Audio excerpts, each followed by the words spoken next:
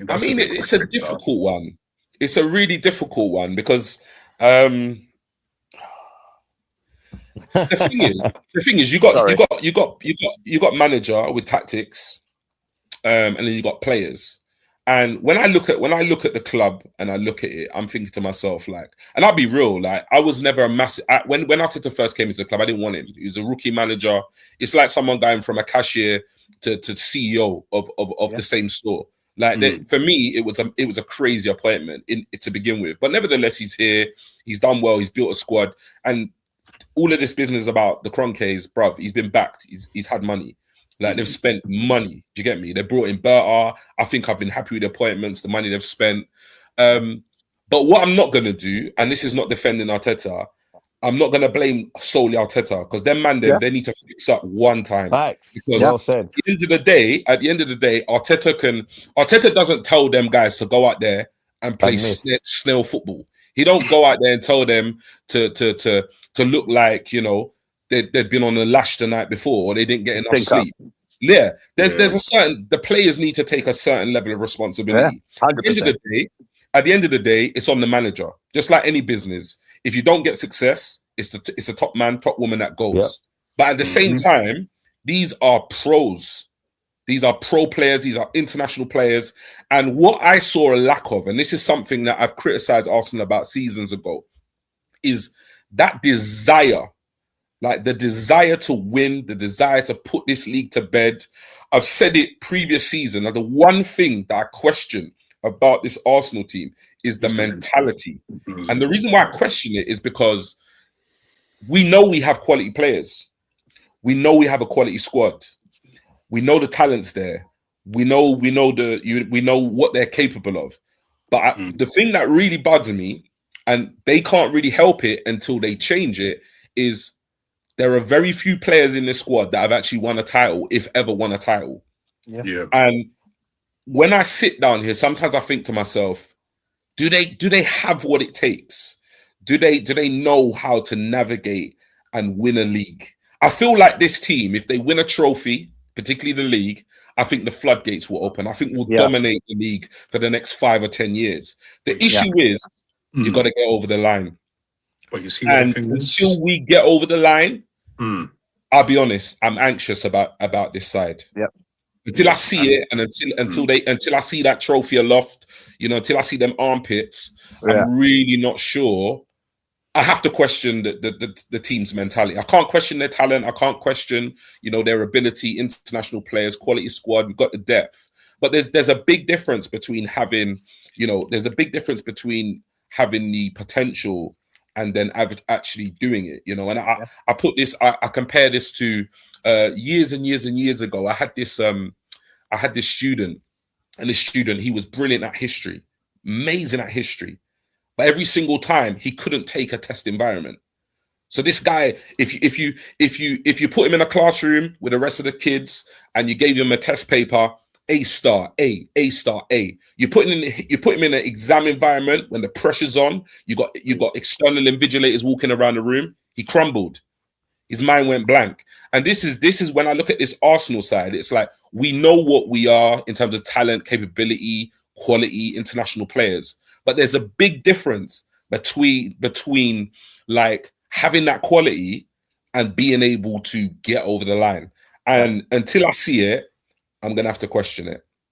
And you took the words right out of my mouth, because I've even been saying this from even on the discourse. Like, I don't think this squad, the mentality of this squad is not there. If this manager won a trophy like the Carabao Cup or something previously, that mentality would have said, okay, boom, we've won a cup.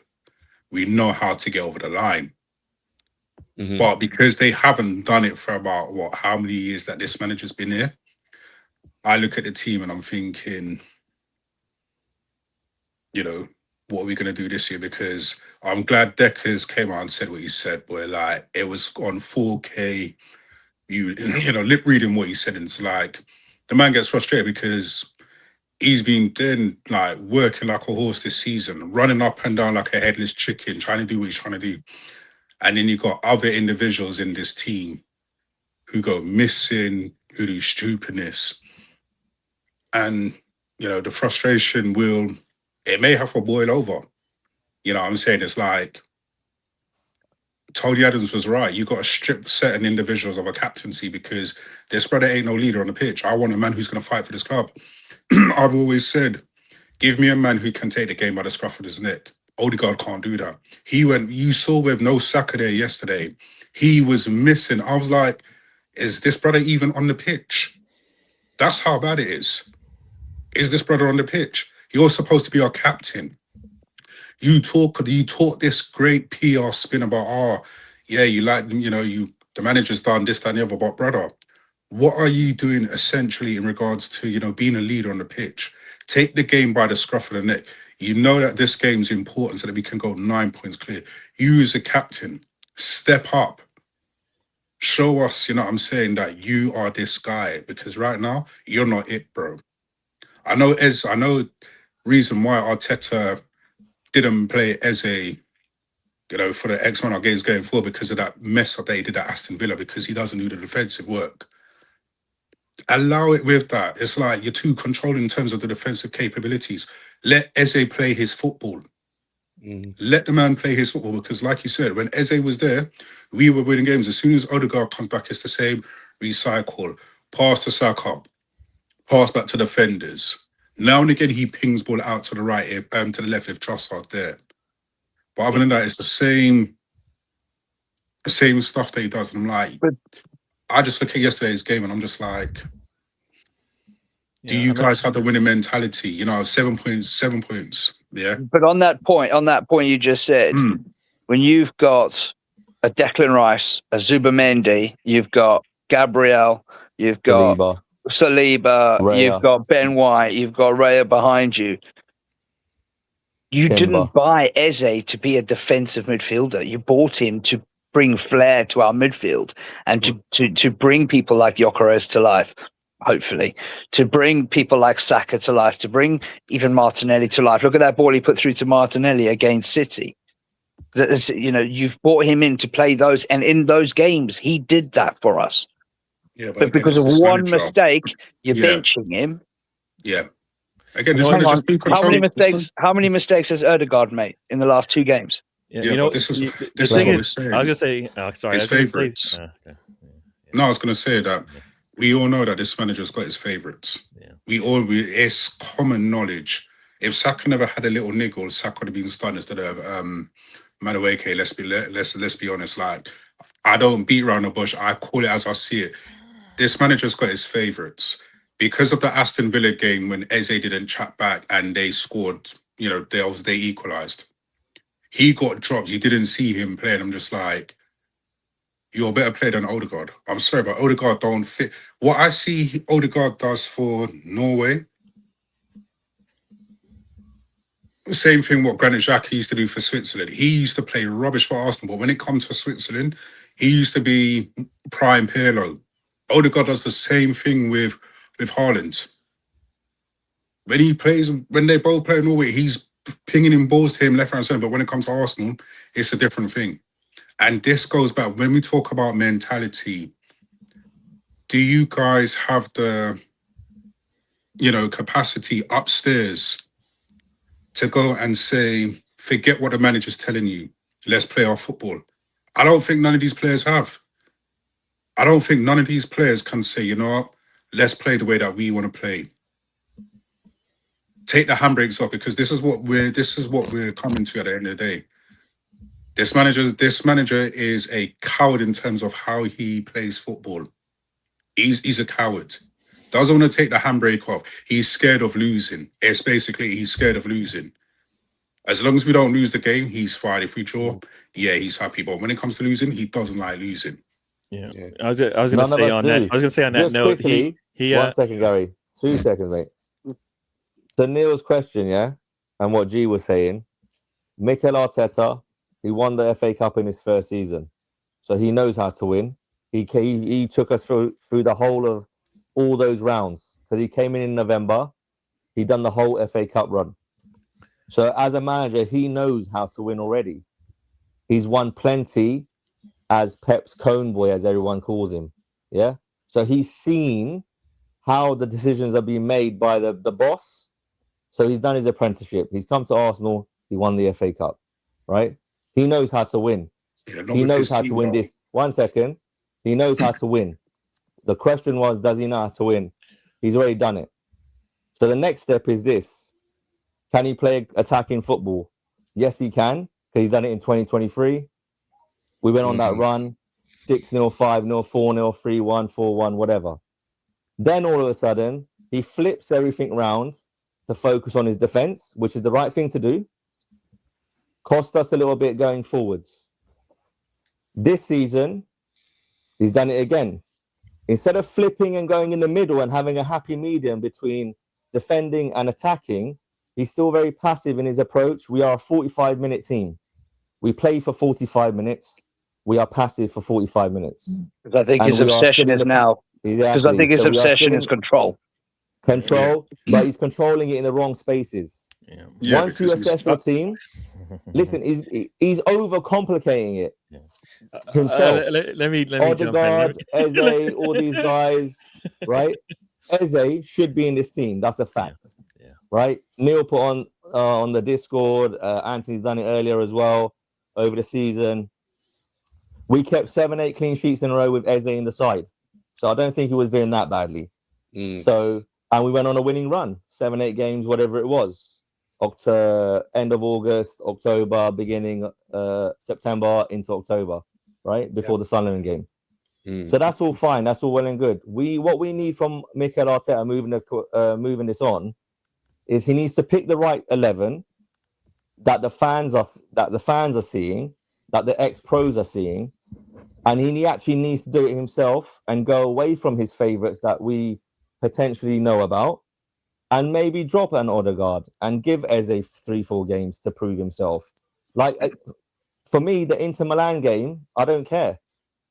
Lose 5-0, win 5-0. I want 10, 11 changes, mate. Old Trafford, the Emirates on the weekend is more important than Champions League right now. We are going to finish in the top 2. We're beating Kyria at the Emirates. I think we need 2-3 points to finish in the top 2. Whether we finish first or second, I don't care at this point. The Premier League is more important. Rest your players correctly. In-game management. 1 week decent, 4 weeks bad. 1 week decent, 2 weeks good. It's too inconsistent. His lineups. Bournemouth, you go with 3 speedsters, power players. You do the same yesterday. I put it in the Discord. Perfect. As long as they're technically sound. They were not. So if you're going to do that, you need Trossard or Saka to go with Gyökeres or Martinelli. Saka, Gyökeres, Trossard. You can't have Martinelli, Gyökeres, and Noni Madueke starting. It doesn't work. They're technically inept. Just like Anthony said, they're not holding the ball up. We're not getting up the pitch. Then we risk to get the ball back onto us, and then the midfield's under more pressure. So we need a mixture of technical ability and that power and pace to go into transitions.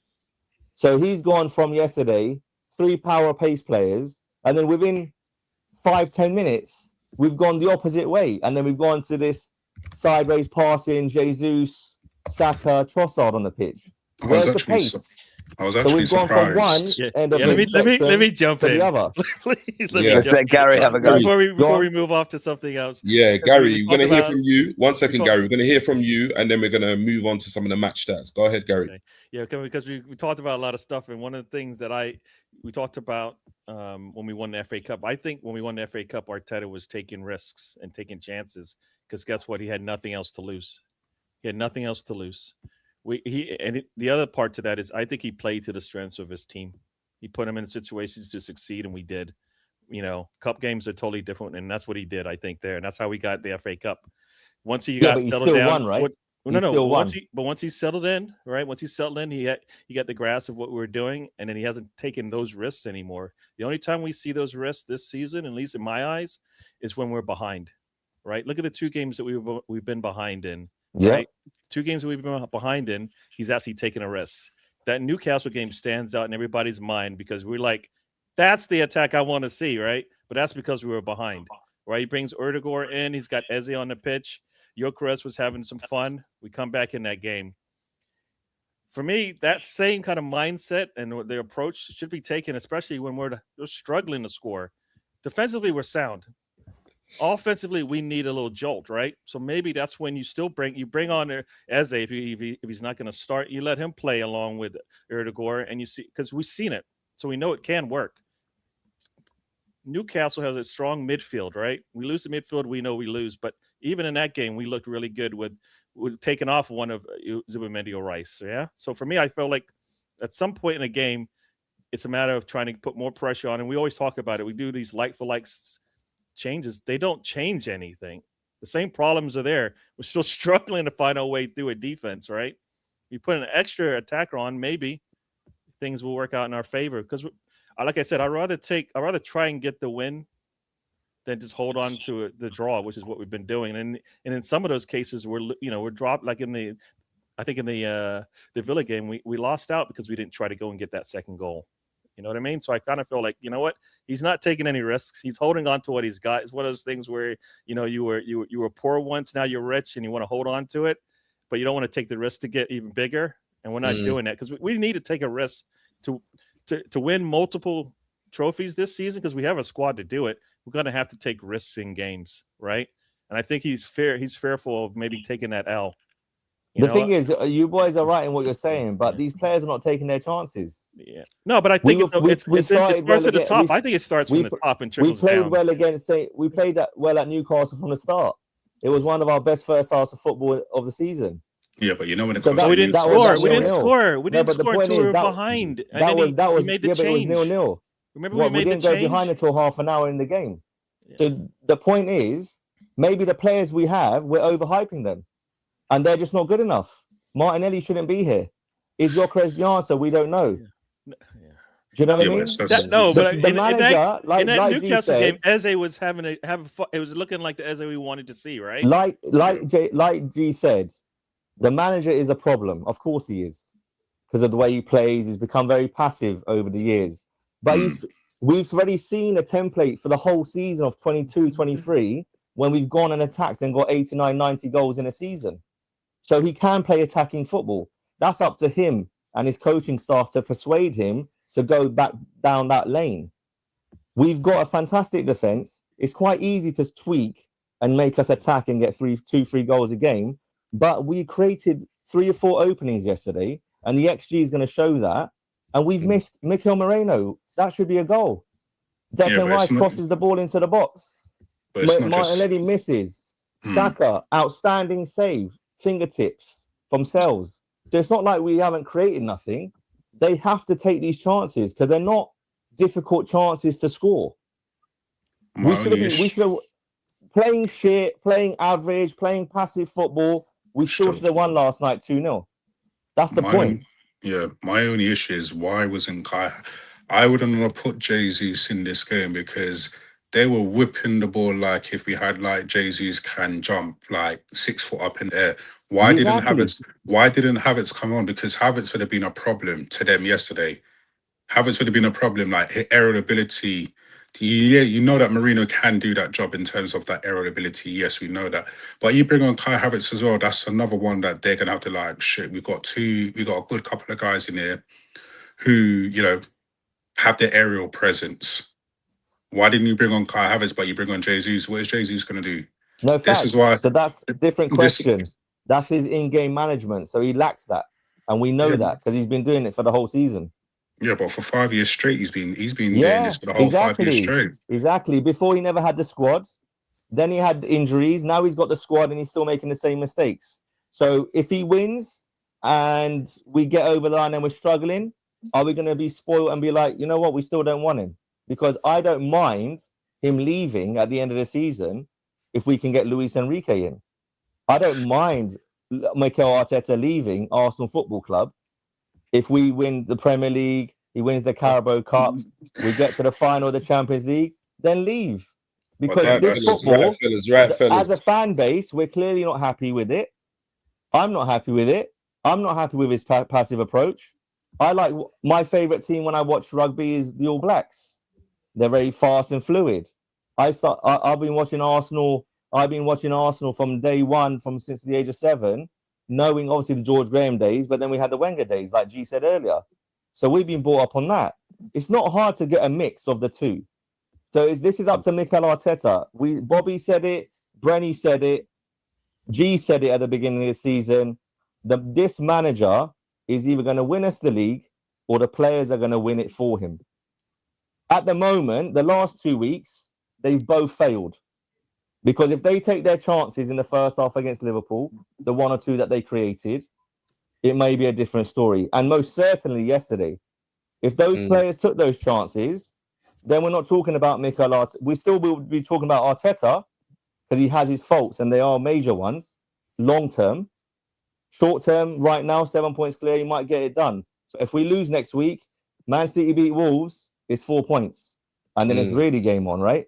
So everyone's correct in their opinion, but we really, really need to focus on both elements. These players are not putting the ball in the net. You can't sulk if you're on the bench. When you come on, you got to be switched on. If you get one chance and it's in front of the goal and you're 1-on-1 with a keeper, you got to score. This is Arsenal Football Club. Look at Real Madrid. They're booing every time Vinicius Junior gets the ball yesterday. Bring him to the and we're just passive and we're just sitting there singing our players' names. Right, So fellas, we're going to keep it take moving. the blame. Yeah, we'll keep it moving. But really, it's a blend of both. Mikel's got to take the blame. The players have got to take their chances. Finish your dinner. It's as simple as that. We played shit. We should have won 2-0. That's the reality. They had 0 shots on goal. Simple. Right. Take your chances. Goals change games. We don't score. It's love the draw. That's what's going to happen. Right. Let's move on. I mean, obviously, we could be here till Christmas 2026. Talking about obviously opinions. I mean, it's pretty clear that we all kind of sit in a kind of different space in terms of like analyzing the manager, analyzing the players, etc., etc. And the reality is, there's an element of truth in everything what everyone is saying. The performances are not amazing in terms of style of play. We are seeing some players maybe get more game time and others maybe not get as much game time. We can see that we defensively better because it's a conservative manager. Offensively, we're not quite clicking. We are dropping points, but we're not necessarily losing pace at the top. I mean, everything what's been said here between all of you, I'm quite a rational, kind of logical, unbiased person, and I can see an element of truth in every single opinion. So, and it's good that we can all sit up here on a panel and have our different opinions because, I mean, this is Arsenal Football Club, and the one thing we all have in common is that we love this club. But moving on, obviously, with a lot of the stats, I'm not going to focus too much on the Nottingham Forest team here, but obviously, and I'm going to breeze through some of these slides. Obviously, our starting 11 yesterday was Raya in goal. We had a back 4 of White, Saliba, Gabriel, and Timber, a midfield 3 of Zubimendi, Rice, and Odegaard, and then a front 3 of Madueke, Martinelli, and Gyökeres. I'll be honest, me personally, when I saw the lineup, I was pretty happy with the lineup. I didn't have any major concerns. Just quick 20 to 30 seconds thoughts on the lineup, Ali. I think that's the lineup that we normally get. I would like Eze in this lineup, but he never does it. And I don't want Martinelli starting in the Premier League for the rest of the season. Bingo. He's not a Premier League. He's not a Premier League footballer. He's a cup player. I said this on the Discord last night. He got 1 goal this season in the Prem. He's got 8 goals in various other cup competitions. Keep him over there. If Leo's out of form, play Eze on the left. No problem. Neil, thoughts on the lineup ahead of the game yesterday? Yeah, I thought it was going to be like that. Again, I agree with Ali. I would like to see Eze start. Again, Martinelli. I agree with you. I think he's a finisher, not a starter. If we're going in Arteta's words, but yeah, standard. No problem. Anthony, lineup that Arteta put out for this Forest game.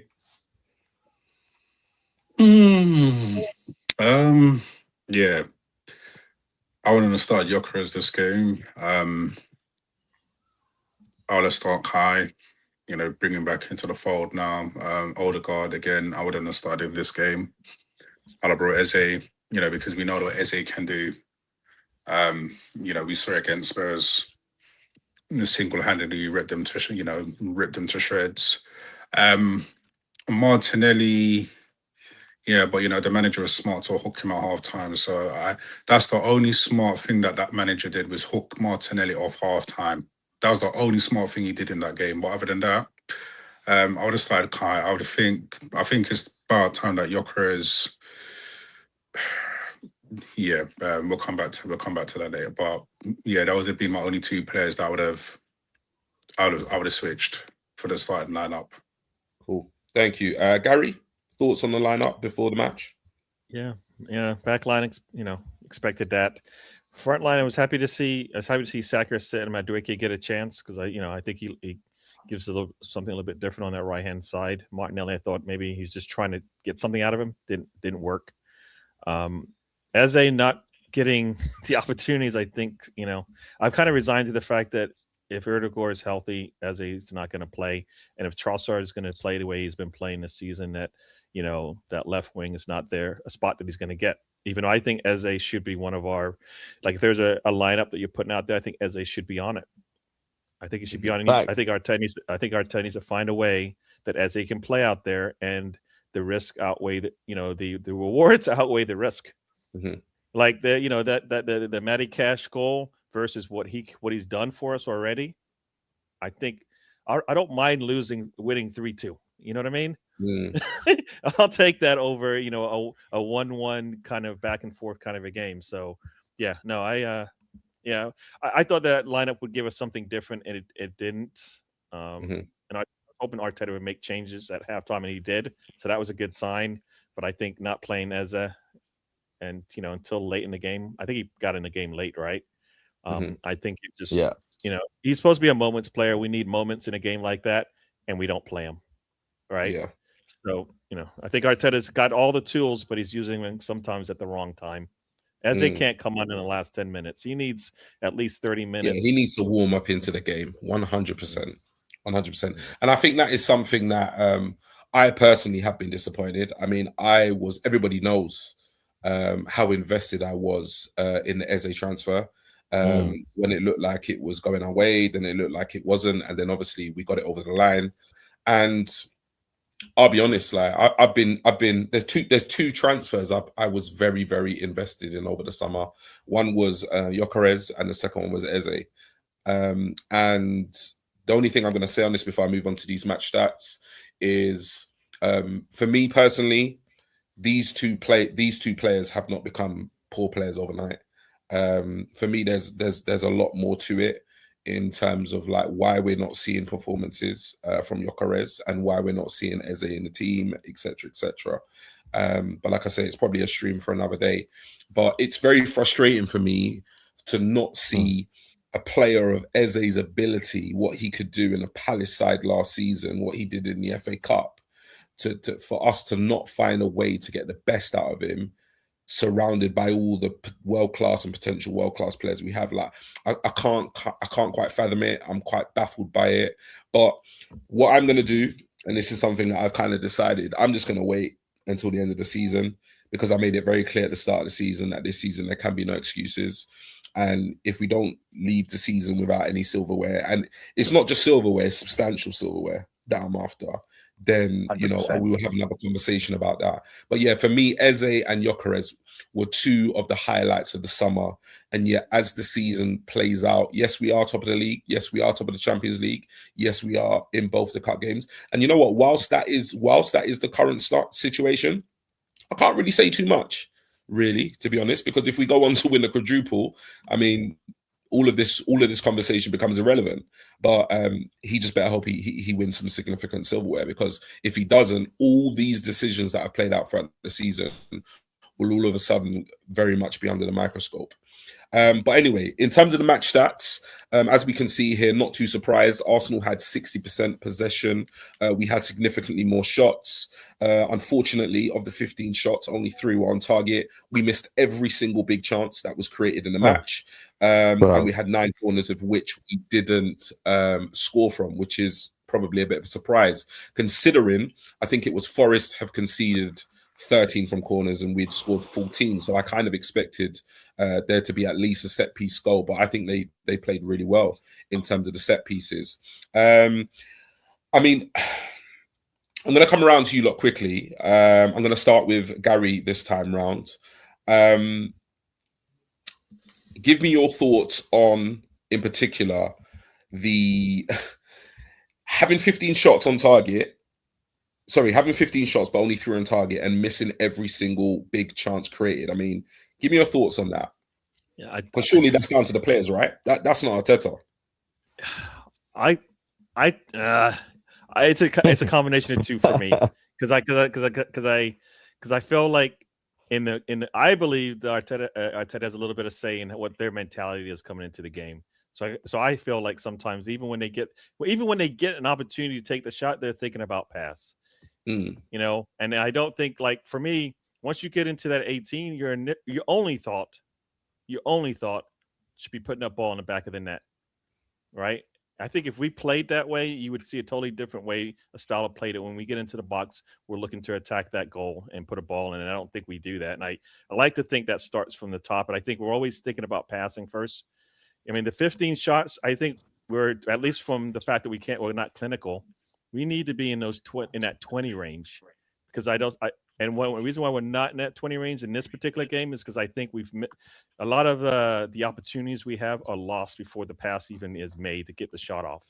And I think that's because a lot of times, if you think about it, we turn the ball over in midfield, and before we can decide to push the ball up the pitch, you know what? We got to reset and let the defense settle for one reason or another. How can we not just put the ball forward and play them out of position and punish them for making a mistake in the midfield? We don't do that. And so we've made goalkeepers look really good against us. We've made defenses that was struggling look really good against us, right? How that happens too much for the quality of team that we have, that we make goalkeepers always be standing on their head every game, making save upon save upon save. You know, and I think that's because we just don't. I don't think, you look at some of the shots we're taking, they're easy safes. We're not stinging the goalkeeper's hands. We're not making them move. Yeah. So for me, that's kind of what I'm seeing. So the stats, they show what they show, but I think we need another 10 shots, at least the way we've been playing for the last year and plus, for us to get the goals that we need. So we need to create more. And I think a lot of times we don't even get those chances because we're too busy resetting the ball all the way back to the goalkeeper. You know, and then or to the back line, and then we start again. And it's like, how can we? Teams punish us. They punish us when we make a mistake in the midfield. They don't usually go back all the way back to their fullback into the center back and then attack us. No, once we make a mistake, they come up the field. Every pass is forward. I mean, that Everton game, late in the game when Ryan makes that save, if you look at that, the build-up, everything is towards the goal. We're going to try to score. These guys made a mistake, and they thought they got it, and Raya saved us, right? We need to be doing that to those other teams a lot more because our defense is stronger than theirs. We're trying to follow the strategy of putting the goalkeeper to sleep with all our passing before we have a go at them. I'm gonna come to you, Anthony. So obviously, off the back of what Gary has said, 15 shots, only 3 on target. Now looking at these stats, obviously again, replication of 15 shots. So of the 15, 3 were on target. 14 of those 15 shots were in the box. What's the solution, in your opinion, because let's face it, a team of Arsenal's quality with 15 shots, we should be converting at least 1 or 2 of them. So, like, why are we not converting these shots? And what's the solution? How do we get 15 shots and then convert at least 2 or 3 of them to win these games? What's the problem, bro? We don't shoot first time. Yeah, I bet you a lot of those block shots are after the second touch. Yeah. We get that first touch shot because we saw it last year. A lot of times in a game, struggling, bang, bang, bang, we score. None of that dealt with a second touch. No, you just took the first shot. The ball comes in, you let it roll across you, and you take it. Defense can't settle. Goalkeeper can't see it. Boom, right? We're looking at that goal that in the cup game where Zubimendi takes 3 and 4 touches. You can't do that in the Premier League, right? That shot's got to go. It's got to go yesterday, right? So that's why you look 8 blocks. you're not going to score when you're getting blocked 8 out of the 15 shots we took, right? Because we're taking too many touches in the box. It's got to go. Yeah. So coming to you, Anthony, like what is the issue? Like, is it a case of like what Gary's saying there in terms of too much touches in the box, trying to score the perfect goal? Is your opinion that actually, you know what, our attackers are just crap? Like, what is it for you why we're having 15 shots, only 3 on target, 14 in the box, but we're walking away with a 0-0? Again, certain individuals in this football team, they're doing too much. Some are doing a bit too much. I don't see any confidence in a couple of players. Odegaard's one of them. He, again, Madueke, he's direct, so he's going to try and go for goal or try to cut back for Gyökeres. Yeah, we're not clinical, not like we used to be. Like, I remember when we got knocked out I think it was the FA Cup. We went to the bar, came back, and we was just peppering team 4-5-0. That's gone. Certain personnel are not suited for the way that we play, and it's evident that we can see it. I think other personnel needs to come into this team, but there needs to be a bit more urgency when we get the ball and we release it to the striker. There isn't that urgency. I don't see it anyway. From what I've seen, it's just the same as last season. Backwards, sideways, backwards, sideways. We've got other players who are more direct, but we're not using them. We just want to go by the safe approach. It's like what Arsene Wenger used to do back in the day, like try and walk the ball into the back of the net. Hey, you know what I'm saying? Like, we need to be there. There needs to be more urgency from that midfield. The only person who I'm seeing it doing at the present moment is Declan Rice, to a degree. His off-the-ball stuff is fantastic, but it's like there's urgency from him going forward. But the rest, it's and I'll probably end up changing the system as well. Go to a 4-2-1-3. Go to that system. So you have a actual attacking midfielder behind a striker. You know what I'm saying? I've seen we've played that when Eze was there. Declan Rice will come in between the defenders. Zubimendi will be the lone 6, and Eze will be doing what he's doing. Hence why we used to win games. But from since certain individuals that come back, we revert to a 4-3-3, and it's just like, yeah. But again, it needs to be that urgency that when you get the ball, boom, shoot on sight.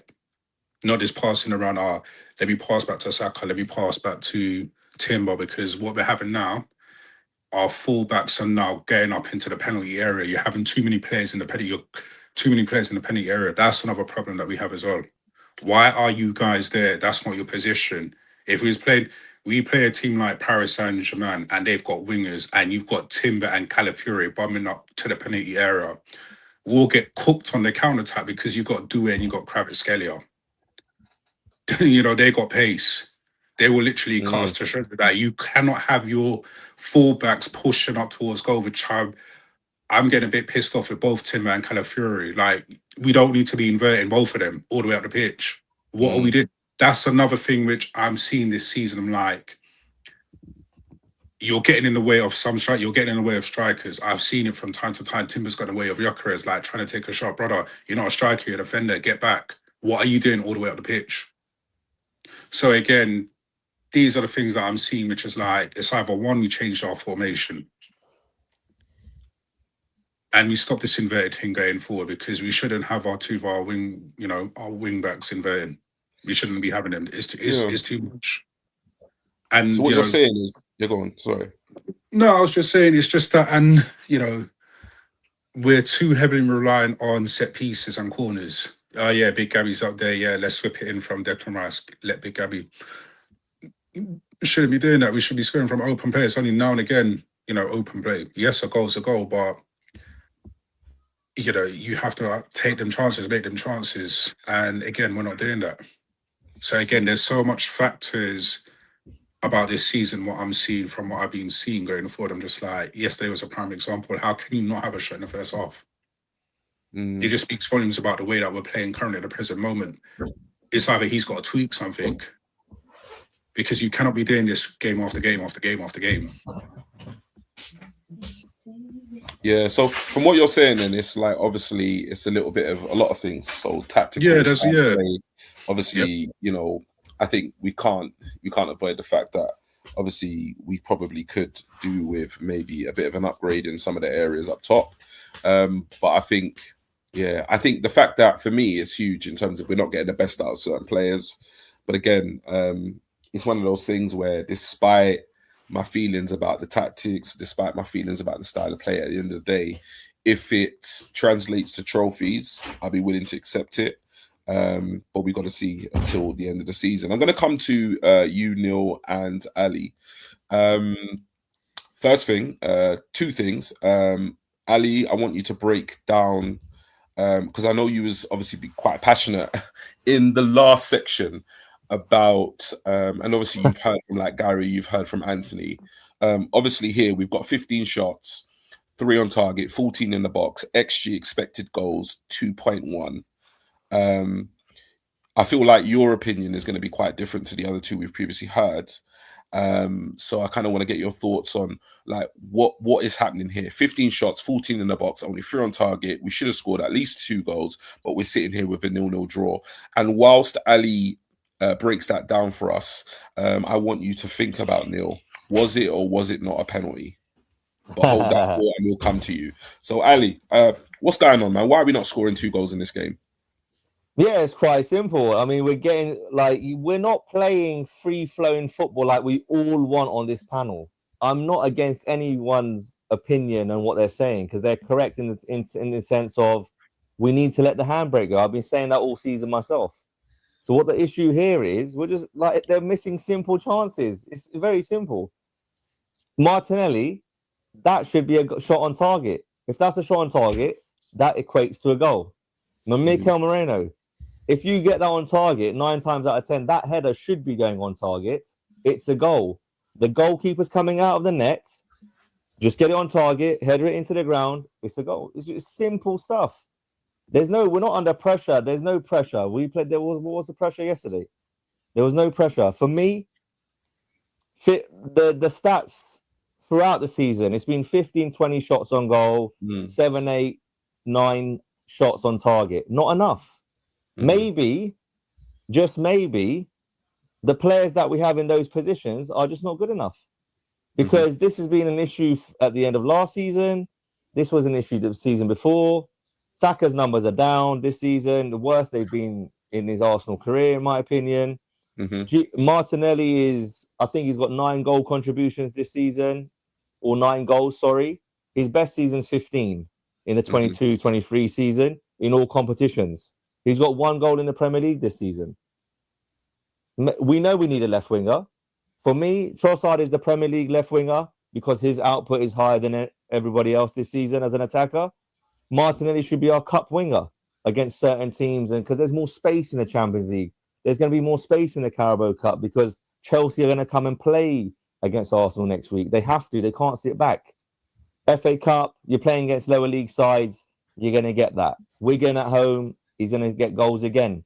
Low block in the Premier League, Martinelli struggles. Low block in the Premier League this season, Victor Gyökeres has struggled.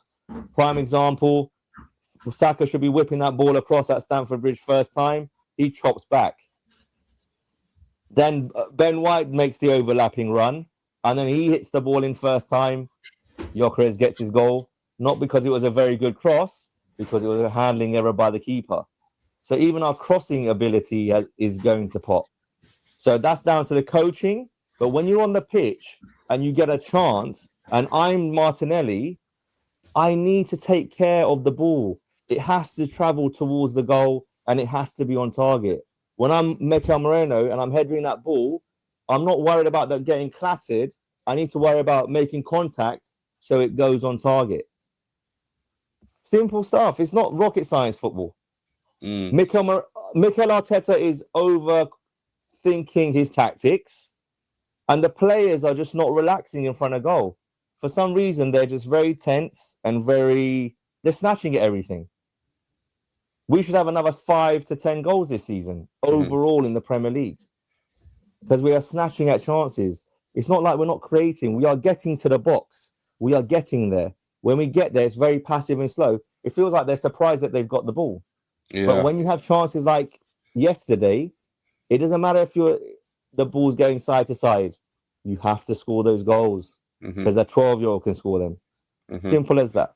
It's technical deficiencies. Yeah, and the reality is, do you know what I mean? The reality is, and this is what I keep toing and throwing with. At the end of the day, you know, I'm not a massive fan of our style of play. I'm not a massive fan of how we perform. But at the end of the day, you know, Arteta sets up the way he does. He plays the football the way he does.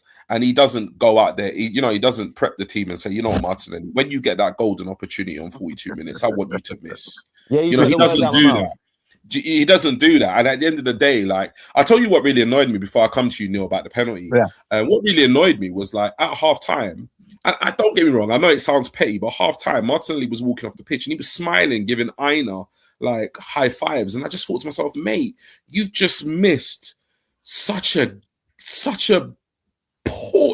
easy finish. And I get it, like, I don't want him to sulk and put his head down and affect his performance, but bro, you should be walking off that pitch like literally like with a bullet between your teeth, like thinking to yourself, I'm gonna like make sure I get a goal and this doesn't cost us. But come the halftime whistle, like, he was walking off, he looked a little bit dejected, and then all of a sudden he was having a good old natter with Aina, the guy who was on, which for me had him absolutely in his pocket. But that just really frustrated me.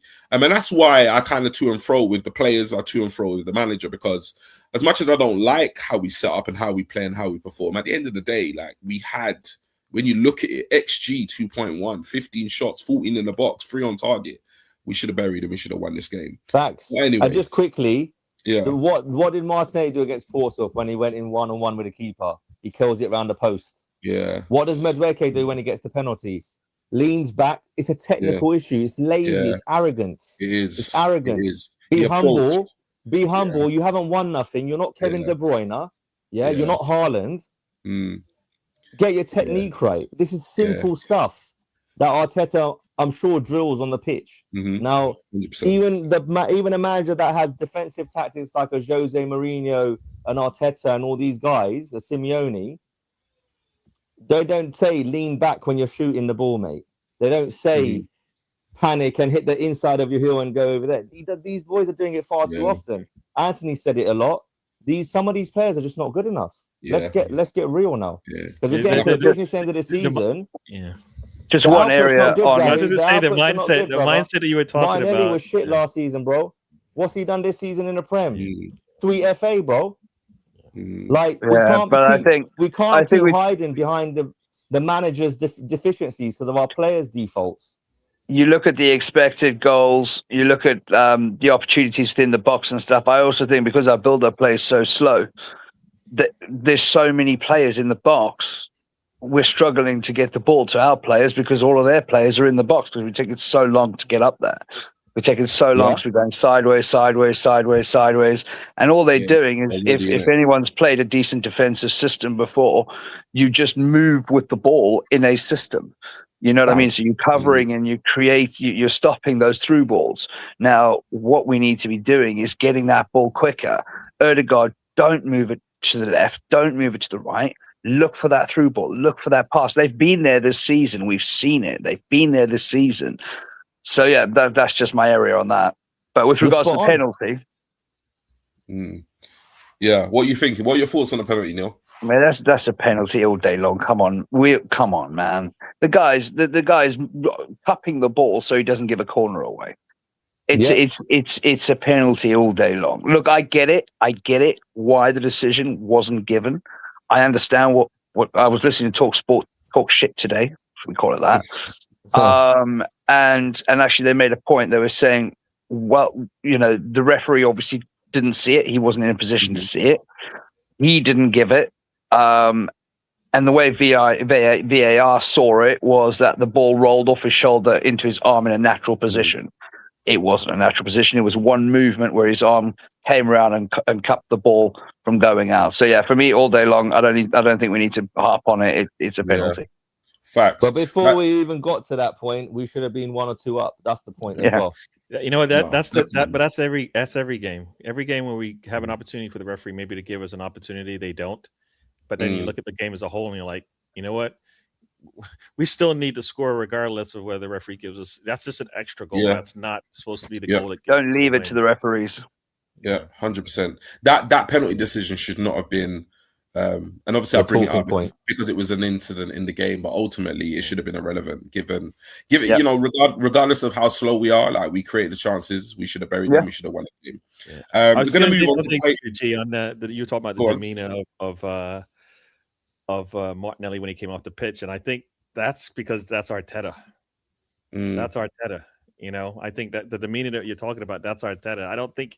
In what sense, demeanor like for what? Sorry, I don't think he's the one. I don't think Arteta is a guy that's going to show you that he's mad that he made a mistake out there on the pitch. Yeah, but if you watch the documentary, he's the opposite. Yeah. Are you screaming? I don't like the rules. No, but I'm saying as a player, that's what we saw, right? And in the documentary. So I think these players need to grow up, Gary. Yeah. Don't defend these players. You know what? Bro. I'm with you, but I think I have a feeling he's got a hold on them. They all want to play for him, right? So they know the rules. No, but what? He's gonna smile. Arteta, did you see his face when he missed? Yeah. Arteta looked pissed off, bro. I think that's why he hooked him at halftime. I'm not an Arteta fan. I'm not an Arteta in or an out.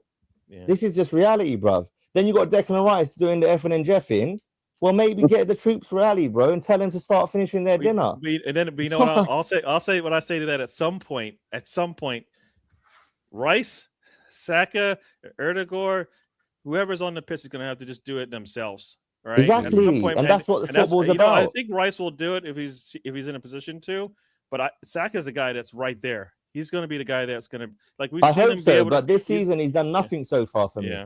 Yeah. No, he's done nothing for us. What's he done? That's why I think it's a two-way street. He's got to find that. He's got to find that. You know what? He knows the button to press for Trossard, right?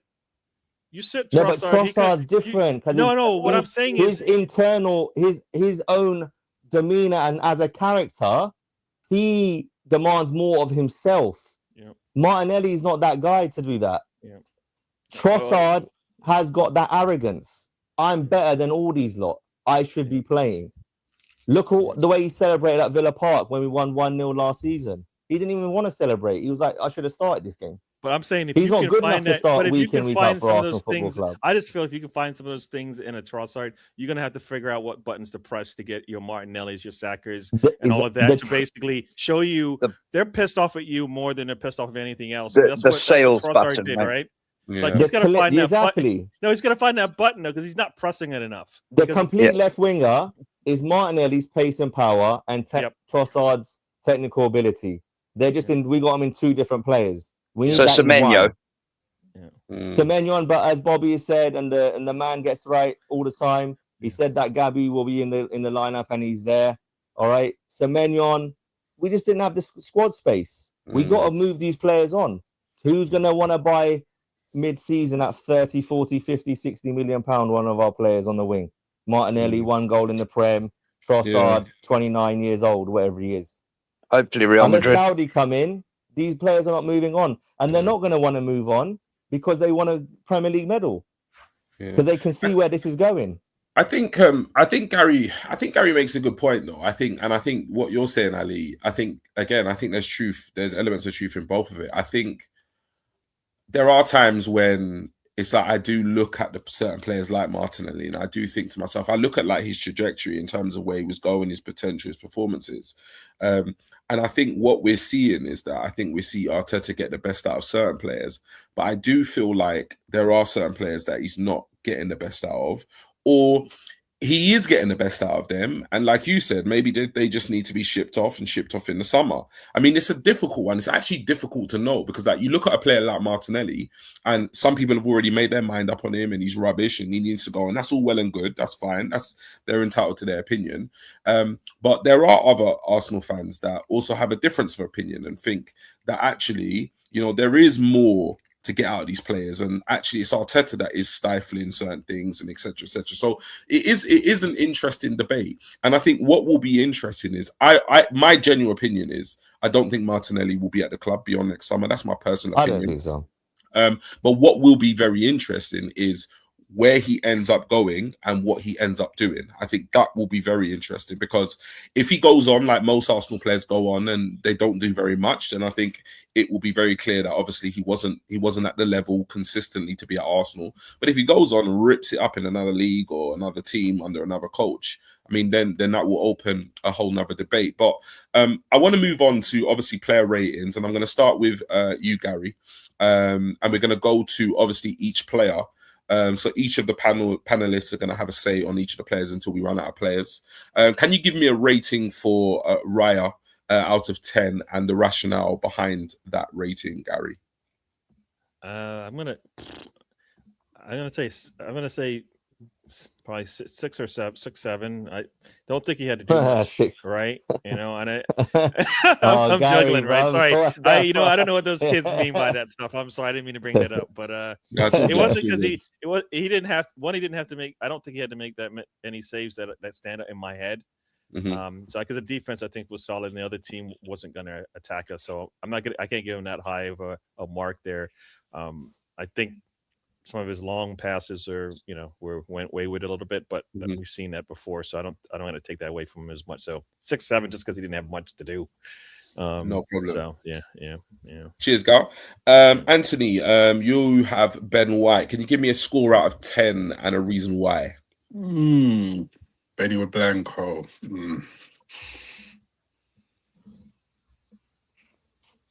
7. You know, he tried to make things happen on that right-hand side. Tried to a degree. You know, Ben's just in a typical game for him. Yeah, that's it in terms of Benny giving him 7. Cool, no problem. Neil, you got Saliba? Yeah, I think he had a standard game. But he did all right. Didn't really make any mistakes or anything that I can remember. So I mean, probably a 6. Bog standard game for him. No problem. Ali, you've got Gabriel. Yeah, just quickly on Ben White. If we were going to play Ben White, Saka's got to be playing, because he's the one who gets bombs forward and goes and creates the width, so then Saka can chop inside and do what he wants. And then in this game, he goes and changes it and plays Noni.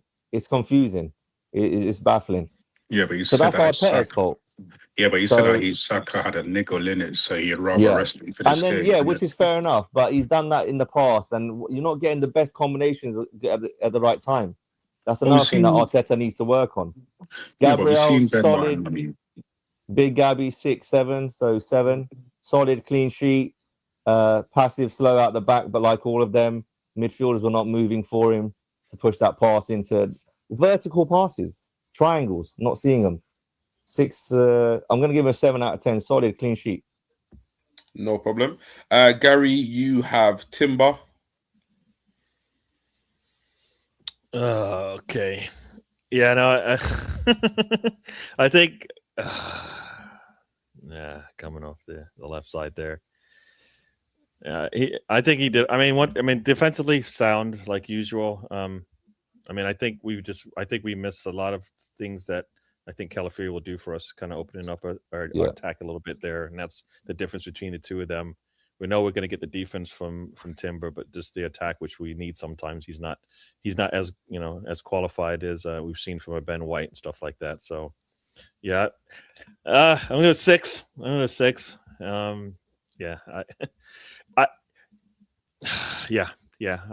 I don't think nobody's, at least in my eyes, nobody's gonna get more than a 6 or 7 for me. One of those performances, isn't it? Yeah. They all had things that did not impress us enough to get across the line. Yeah. No problem. Anthony, you've got Zubamendi. Standard performance, nothing. If you looked at his last performance where he scored to this week, nothing to see, exhilarating from him. Just a standard. For me, that was just a standard game for him. Yeah, no problem. So, what would you give him? What would you give him out of 10? Or did I miss that? I'm not sure. No, like I said, I'll give him a 6. Okay.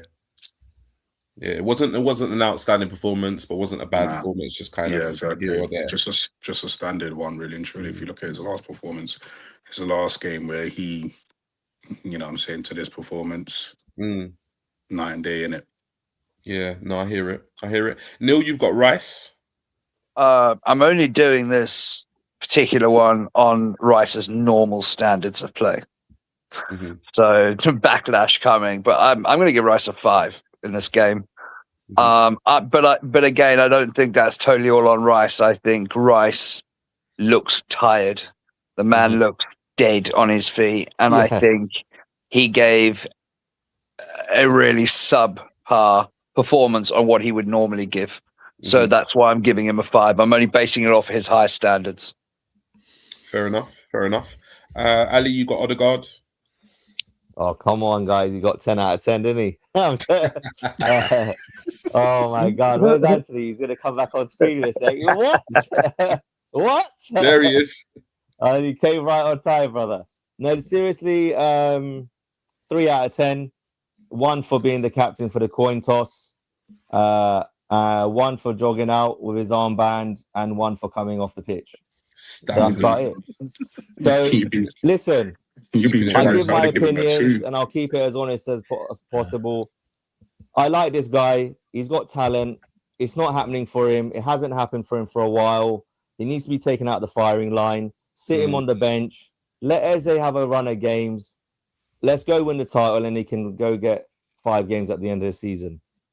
He will play better, in my opinion, potentially in the Champions League. So for me, looking forwards, I want him to play on Tuesday, and I want Eze to be playing United, against Man United. Yeah. So 3 out of 10. He's out of form, technically gifted, but just not doing it. Not enough vertical passes. Slows the tempo down. Like the boys have said all through the stream, this U stuff and sideways, backwards, it's happening far too often. He's most certainly not Kevin De Bruyne. That is for sure. And the closest thing we do have to Kevin De Bruyne is sitting on the bench, giving out the oranges.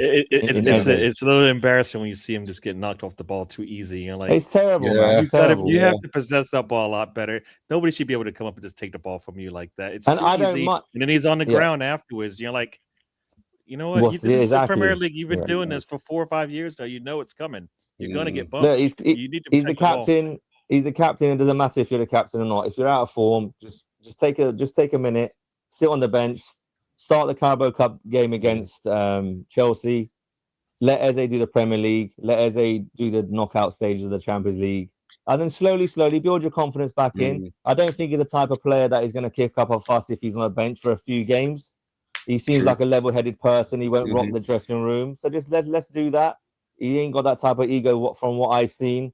Then Big Gabby, Rice, Saliba, these are the leaders on the pitch without the armband anyway.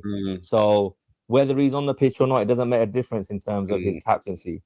On pure ability, 3 out of 10, and just take him out the firing line for a bit because that's what he needs. No problem. Gary, you have Madueke started on the right against Forest. I mean, I liked him. I did like him. He put pressure on them. I mean, I believe he's the one that puts the cross in, right? And he puts the cross in, and Martinelli's supposed to finish it off for him, and he didn't. So I like him. Like I said, I think we need to see a lot more of him. I think we've gotten more out of him than most people thought we would, but he needs more minutes. I feel he's not going to get. He needs more minutes to get into a groove, and we don't give our players that. I always talk rotation, but I feel like they just need minutes, whatever that is, to not lose their form and to get a little bit better on the little things they need to work on. I am a Nweri fan, so he needs minutes, and he's gotten nothing even close to what I thought he would. I don't know what he's got to do to get minutes. I think it's probably because he shoots first, and Arteta doesn't like that. And I think we need that guy. We need that guy. Like that's the beauty of this. This is a debate for another day, obviously. But even when Nweri, if he comes into the squad to sit on the bench or start, that means one of these big boys is missing out on the match day squad in overall. So who is that going to be? Is it going to be a Madueke? Is it an Odegaard that misses out and sits out because they're not injured? Because that's how big our squad is now. Now Arteta's taken the easy option, just quickly. to just put out the youngster, even though the youngster has shown more in the 60, 70 minutes against Portsmouth. I know it's only Portsmouth, but he's shown it time again last season that he has something different. And like Gary said, is it Arteta? He doesn't want him to shoot. He doesn't like it. He wants him to go sideways. Don't know. Bobby said little bits and bobs in the past, but yeah. This is almost like poetically beautiful. Anthony, I can't wait. Can you give me the score out of 10 for Martinelli and the reason why? We could be here till tomorrow. And rightly so at the moment. After that miss. I would have given him a 5 out of 10. No, sorry, I would have given him a 6 out of 10. But yeah, man, you can't be missing chances like that. Like, yeah, I know. I saw someone just put in the chat too. Yeah, my son who's 12 can, score goals like that. He's playing for a school team. Score goals like that on every time I go watch him play. What I saw from Martinelli yesterday, I was just like, you had it good. You're doing it in the Champions League. You're scoring goals in the Champions League. You scored a hat-trick against Portsmouth. And you fumbled the bag like that. And then you want to walk off a bit smiling, all them thing there. I'm glad he got hooked at half time, and I saw that Trossard was kind of for Martinelli. It's just like, that's the only smart decision this manager made in this game, is hooking him off at half time. I'll give him a 3 out of 10. No problem. Neil, last but not least, Gyökeres. So everyone knows, I still am a big Gyökeres fan. But he didn't do it in this game. He wasn't him in this game. So I'm going to give him a 4 in this game. I think that pace has gone down as well. man, that one-on-one situation really tipped the scales for me. I was shocked because that's how he was banging goals in, not only in Portugal, not only in the Portuguese league, but he was doing it in the Champions League as well last season. And I just feel like he's lost a yard of pace. And also, again, his touch is been bang average this season. Even when the ball's played into him and he wants to play the ball back, you just see the fumble of his touch, and I'm just sitting there going, "Oh, our fan base are going to tear him apart." Yeah, he hesitated on that run just enough to Morello can catch him up on him. Yeah. And don't get me wrong, Morello's quick. Yeah. Morello's quick. If he took a dead spin, he gets position on him, is what I think. Because by just that little hesitation, Morello's even with him, and that means he's dead. And that's exactly what I still think Gyökeres will score goals. I think he needs to be unlocked to score them. I think the guy's confidence must be shot. And you know what? He reads what everyone writes on Twitter and so on and so forth. I'm sure he does. Or people at least tell him what's being written. And I think the guy's confidence is absolutely shot. But at the same time, that performance yesterday doesn't help him at all. Yeah. No problem. Thank you. So one more thing with Gyökeres. I also believe what should happen is, what we find is, and particularly the way this season I've been seeing a lot of the games going, particularly with Gyökeres, is we seem to be trying to work out what teams are going to do and how they're going to play, and then we come out in the second half and we play differently. Usually, what I think needs to happen is Havertz or Jesus, more Havertz, needs to start a game and bring Gyökeres in for the last 20 minutes when either a team's trying to attack us because they're a goal behind or a couple of goals behind, or we're really trying to go for it, creating more spaces, because I think the guy's stifling with no space. No, I think also he's been punished because of the injuries. In reality, if everybody was healthy going in, I don't think he starts against Manchester United. And I think that would have been a good time for him to get vetted into the way that we play. Because that game was a smack in the mouth, right? Yeah. Galot was basically punishing him every time the ball comes in the air. He didn't get anything in that game, and I think you set him up. You set him up bad. It just hasn't gotten any better because he's never even had a chance to breathe. Right, right. Havertz and Jesus not being available for a month or whatever it was. He's never had a chance. He's not good for what we need. What Arteta needs to get out of him. He's not been able to do that because he just plays every game. Right, he plays every if he sees Havertz play a certain he needs a little bit more hunger because now I think he's similar to Rice. He's just playing and he's running on steam sometimes, and he needs I think a little mental break from what's going on and recharge the batteries type thing. But we just don't have the numbers for him. Who's taking that spot? Trossard? No, he's not. He can't. Usually it would be Trossard, but we're not doing that. And Moreno, I don't know. I guess I'm not a fan of Moreno up top. I think he's our fourth option, even though some think he's our second, the way we're playing right now and what we're getting out of because he's the most healthiest. But yeah. So that's no problem. We'll come to you, Ali. Obviously, Trossard came on 46 minutes. Obviously, had a whole half of football. Just give me a rating and a reason why. Yeah, no, I can't give more than a 6 to any attackers. It's 6 or below because we were not efficient with whatever we created. I'll give him a 6. I'll give him a 5. Okay, that's it. He didn't do nothing. But just quickly on Gyökeres, just literally a sentence or two. I feel like he needs to complete games. He feels like, from what I see of his physique and the way he is as a player, coming off after 60, 70 minutes is not helping him as an athlete himself. I think this guy needs to play 95-minute games to actually sharpen up. Like Anthony and the boys have said, on that run, I think he'll be sharper if he's not got the minutes in his legs since he's been back from injury. He's getting hooked off at halftime. He's getting hooked off at 60 minutes. Mentally, his confidence gone. Physically, he's not sharp. He's the type of player that he's durable. He needs to play every single minute of every game for 3 or 4 games to see if it actually works. And if it doesn't, you just bench him. Because Havertz will be back in by then. You can integrate him back in. For me, Havertz going into the business end of the season should be our starting striker. And then, like the boys have said, then Gyökeres comes on when the game is open and it suits his style of play. Then he may get the odd. We're 1-0 up, last 20, he makes it 2, makes it 3, 2-0 up, he gets a third. Do you know what I mean? That's his role in this team at the moment, I think, going forwards. Because he took a breather on the bench against Portsmouth, and then he done well against a Chelsea side that attacked. They didn't sit back, did they? And he got his most touches in his box. So horses for courses. Arteta again. It's on Arteta to pick those games. Which games are those? Inter Milan away. Play him because they're going to come on to us.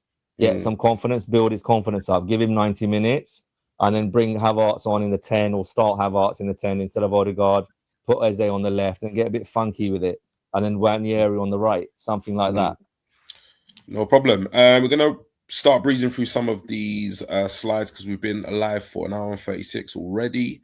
So, Gary, can you give me your rating and the reason why for Marino? Yeah. I'm gonna give him. I'm giving him a 5. He didn't have enough time to come in and do much work there for us. He did. There were, from what I remember, again, there were some positive signs there, but not enough to make a difference. I'm not sure if he can do that for us coming into a game late, and he's not going to change the pace of the game or anything like that because that's not what he brings. And the way we were playing, we weren't going to get the opportunities that he's used to. So. Yeah, well, he missed one, didn't he? The header. Yeah. So that he should have put that in the net. Yeah. If we're gonna ridicule Martinelli, it's the same for Marino. Same standard of chance. Should have scored. No problem. Anthony, you got Saka. When did he come on for 57 minutes? Yeah, he tried. I'll give him a 7. You know, he was trying to make something happen when he came on. You know, I'm saying them saves again. It's every keeper, every team that we go to and we play like this. You know, we make their keepers look like Brian Casillas. Like, you know, that shot that Saka did. You know, no, actually it was the header. I actually thought I was going in. I was just like, come on, Connors. Just like when I saw that save, was like. Yeah, so he was trying. So, yeah, for me, he'll get a 7. No problem. Neil, you got Jesus? Yeah, came on, ran around like a headless chicken. Struggles to, I think he struggles to press. But again, he didn't get much. You know, I don't think he offers us much. If I'm honest with you, that's my personal opinion. Yeah. But you know, he didn't do awfully. I mean, give him a 6. No problem. I mean, Ali, you know, Eze came on quite late in the day. Yeah, I love Eze. Probably a little bit too late than maybe what was standard needed. 5. Standard 5, bro. No I problem. love Eze. I think Jesus is finished, by the way, as well. His knees have done him in, unfortunately. The injuries. He can't do those sprints anymore. No problem, no problem. So these player ratings, correct me if I'm wrong, Ali, are directly from Bobby? Yeah, I believe so. Yeah. Yeah. Bobby and the team. Obviously, we're not going to spend too much time. I'm going to breeze through, obviously. Well, sorry. These are the Nottingham Forest ones. So bit of an inspired performance, to be fair. So he's given Sells an 8, Aina a 7, Milenkovic a 7, Morello a 7, Williams a 8. Obviously, defensively, they played really, really well. Sangari, Anderson, and Gibbs White averaging 7s and 8s. And then obviously up top, not as good, given the fact that obviously they didn't offer too much offensively. So there's no surprise there. Now, obviously, to end the stream, before we go on to obviously thanking our guests tonight and giving them the forum to obviously let everybody know where they can find them in terms of socials and stuff like that. This is a big one, really. This is a big one. I mean, obviously, this was a huge game. City fumbled. We were all excited about the prospect of going 9 points clear. You've heard from the panel tonight that none of us are thrilled. None of us are over the moon that despite the fact being 7 points clear, and Arteta has come up a lot in this reaction.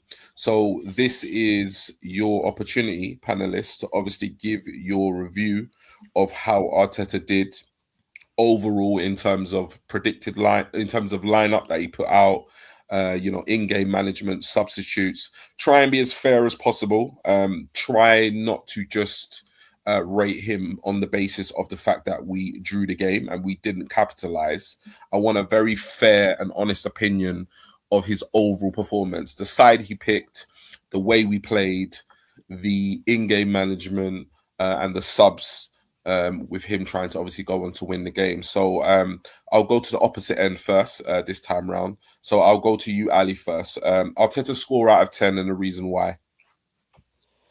Oh, tough one. I think I'll give him a standard 5. Decent. Happy with the lineup to a certain extent. Obviously, hoping for the front 3 to be a little bit more technical, especially on the wings, because we're not probably going to expect that from Gyökeres. As the game went on, I think he done the right thing, putting Trossard on at half time. Gave us a little bit more balance technically, but didn't really create anything out of that. I think it was a bit of it's a flat performance. It's hard. It's difficult for the players and the manager in this one. Very low block tight, but we're used to this. The substitutions, I was hoping for Havertz to come on instead of Jesus, if I'm being honest, because our substitutions are also very predictable in the past few weeks. It's nothing out of the box. Eze should have come on earlier, in my opinion, like the boys have all said, and yourself, G. I think he needs 20, 30 minutes in a game to affect it minimum. He should be starting, to be honest. But yeah, I just feel like we went from 3 power players, like I said earlier, to 3 technical players with not much pace or bursts of pace to play on the counter. So maybe sometimes I think in these type of games, if we want to bring these teams onto us and create more chances, give them the ball and let them attack our great defense that we supposedly have. That's only kept 2 clean sheets in a row. Prior to the Sunderland game, it was 7-8, and then we haven't kept many clean sheets since. So he prides himself on his defense and his domination, but we're not dominating much. If we're not dominating in the attacking box, we're not dominating in the defensive area regularly, because we've only kept 1 clean sheet, 2 clean sheets in the past 5-6 games in the Prem, if I'm not mistaken. So, yeah, lots to work on. More offensively, obviously, than defensively. But pick the right team, as I've always said this season, and win the game. And he's making certain combinations on the pitch is becoming a bit imbalanced as the season's going on. So yeah, he needs to work on that. 5 out of 10. No problem, Neil. Yeah, I mean, there's not a lot I can add to that. I agree with that. I think, look, to be fair, I'm pretty critical of Arteta, particularly this season, because of the chance we have to really go on. But I've got to be fair to him in the last game. I mean, what else more could he have done apart from possibly Eze? I think Eze should have come on instead of Mourinho, if I'm honest with you. I think Havertz should have come on instead of Jesus again. But I think he set the team up. They created the chances. We didn't finish chances off. So in this game, I've got to give Arteta a little bit of slack in this game. And I'll probably give him a 6. No problem. Anthony, how did Arteta perform from starting lineup, in-game management and substitutes? Starting lineup, again, some players I would have taken out of the team. I wouldn't have started Odegaard this game, nor I would have started Gyökeres. Havertz for me and Eze, I would have started, again, in terms of the in-game management with this manager, I've been saying it for years. Coward, as usual. Typical, innit? Don't freshen things up. You bring on Jesus, who, again, I respect the man for what he's done, but, his time at his football club's been and gone. Bringing on Mourinho, I'd have brought on, again, I'd have taken off Odegaard, bring on Eze, instead of bringing on Mourinho, because, and up front, again, it's the same, innit? Like, Havertz on for Gyökeres instead of Jesus. Again, when it comes to set pieces and corners, you've got you've got a couple of guys, the striker, Marino, Saliba, Gabriel, you've got them guys up inside there who their aerial presence is, effective. We've seen it time and time, week in, week out, time and time again. And I think that's a missed opportunity from the manager, going forward in terms of bringing on the right players. I think he did a coward move by bringing on Jesus. What is Jesus going to do? I see that when Gyökeres is off the pitch, we start pinging the ball in the area, but when Gyökeres is there, we're not doing that. Yeah. You know what I'm saying? That's crazy. And again, it just goes back to the fact that these guys are playing like they've got Kai Havertz up front. How does that work? But again, he gets a standard 5 for me. That's too generous. He gets a 4. No problem, Anthony. Thank you. And last but not least, Gary, review of Arteta. All right, so I'm gonna give him a 5. 1, because he brings the defense. If we get anything out of the attack, then it goes up from there. But our attack is still a question mark. It's been a question mark. I think that's been a reason why I think we've been struggling. Is our attack, and it still seems to be a problem. We still don't have the answers. I was happy to see us change things up top, but once again, he has to go in there and change his front line once again. All of them had to be taken out because he just couldn't figure out a way. And I'm wondering who's talking to him about the way we attack. Is Carlos Cuesta the guy that was doing it before, and he's gone, and we don't have an answer now? I think Heinz is now. Heinz is now? Okay.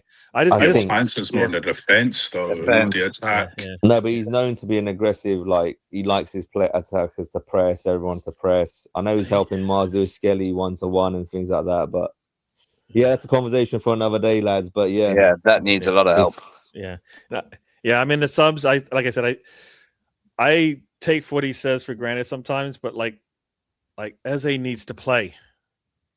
He needs to play. So somebody's going to have to sit, be it Trossard, be it Erdogan. Somebody's going to have to sit. I think he needs. We didn't bring him in to have him sit there and watch this. What's going on? I mean, I go back to that. I go back to that Liverpool match when they panned to the bench and he's sitting on the bench watching that Anfield match, and I'm like, the man wants to be out there and he needs to be out there sometimes. We need them, and we're not using them. So for Arteta not getting 11 minutes in a match that you don't, come on. You might as well not bring him on. You need to figure out a way. Yeah, those are minutes you give to the fourth guy on the bench. Yeah. That's to your academy players probably, or something like that, because he deserves 20, 30 minutes in a match. He should be starting for us. He'd be starting if he was anywhere else, I think.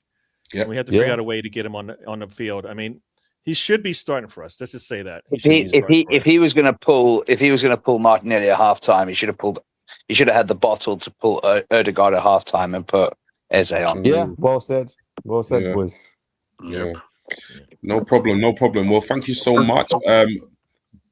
Bobby, can you do the honors? I'm not sure how to do that, but if you can just bring on each panelist, obviously, so they can let people know where to find them, that would be brilliant. I hope you're in the background there, and you can finish off with Ali and then me. That's if Bobby's there. Maybe Bobby's not there. Let me see if I can work it out. Oh, that's me. So how do you Bobby bring said on he's having technical difficulties. Okay, so I'm not sure how I'm going to do it. So what I'm going to do is, 1 second. So that's like that. That's like that. I'm not sure how I even change this, you know. Edit. While G's doing that, just quickly, just to the boys as well. Oh, we go. We're getting somewhere. Yeah, I don't know how to change it. Arteta is a world-class talker. Is he gonna get us over the line and become that manager that he seems to think that he is? That's going to be very interesting, lads. Because for me, he talks a good game, but he hasn't backed it up yet with his in-game management. Right. It's been terrible. So what we'll do is, cheers, Ali. What we'll do is, we'll just have to do it like this because I can't bring up everybody individually. So Anthony, talk to the people, let them know where they can find you, bro. There we go. So essentially, I'm on X. Don't ask me what my handle is. Actually, yeah, it's Anthony. You can find me on there. You can also find me on Instagram, Lifting with Anthony. So I'm on there as well. So gonna be having a YouTube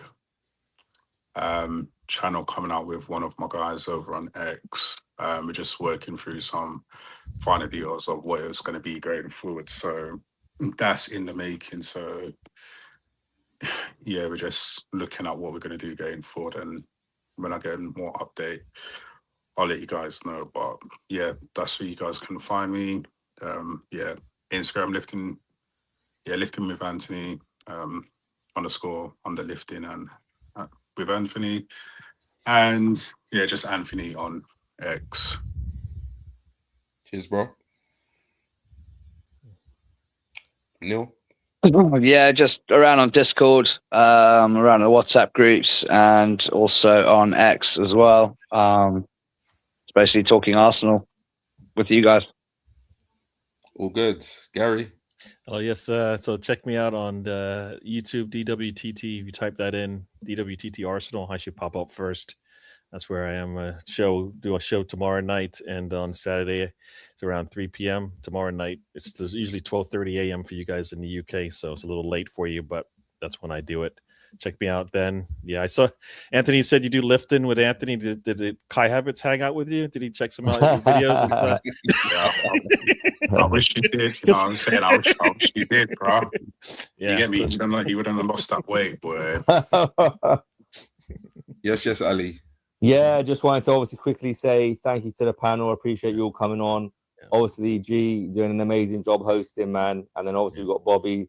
Appreciate you, even the time that you're going through, mate, to be back behind stage. It means a lot to obviously us all here, for you to still be part of it in some capacity. You can find me on Football Takeover YouTube and on Instagram, TikTok, and X. It's Football Takeover. Wicked. And yeah, G Talks Arsenal here, your host. Like I say, I'm still, shaking off the ring rust when it comes to hosting, but hopefully I'm doing a good enough job for you, the viewers.